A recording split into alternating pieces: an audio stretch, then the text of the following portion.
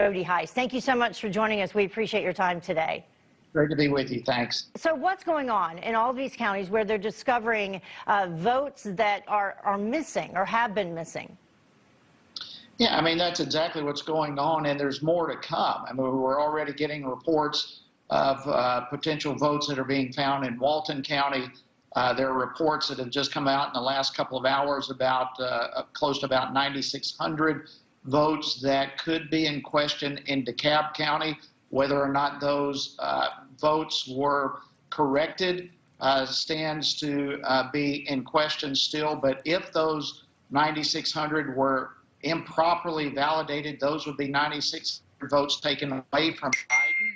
If that's the case, we're down to about 1,700 votes being the difference between the two. And so, and we still haven't gotten to Fulton County. We still haven't gotten to Clayton County.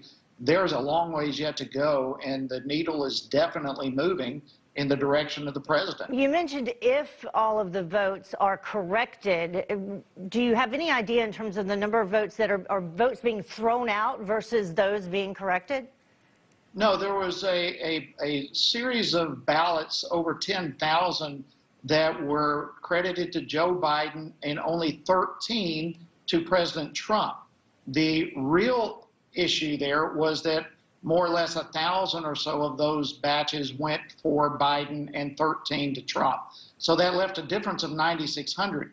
The question that is now being discussed was, did the original 10,000 that was written on the box, were those votes counted for Biden or not? And there's two different stories that are coming out right now. If the entire 10,000 and whatever were given to Biden and only 13 to Trump, then 9,600 of those are now going to be removed from Biden. Mm-hmm. And if that's the case, we're down to about 1,700. And I don't have that information. That as far as the final, whether or not those votes were counted for Biden or not. But that has just come out in the last hour or so. So the recounts need to be completed by midnight tonight in order for Georgia to certify the results by Friday.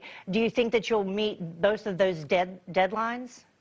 You know, I'm hopeful, Heather. We have a couple of counties that forever, for decades, have been slow in getting their counts in and perpetually late in meeting deadlines, that being counties like Fulton and so forth. Hopefully they will get these in. But listen, what we are seeing, to me, unquestionably, is that the legal battle needs to continue.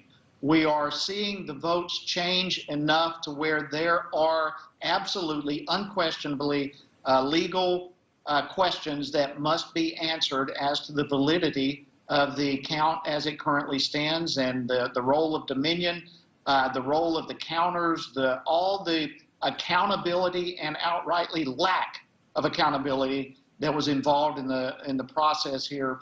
Is definitely pointing to at least a legal challenge moving forward.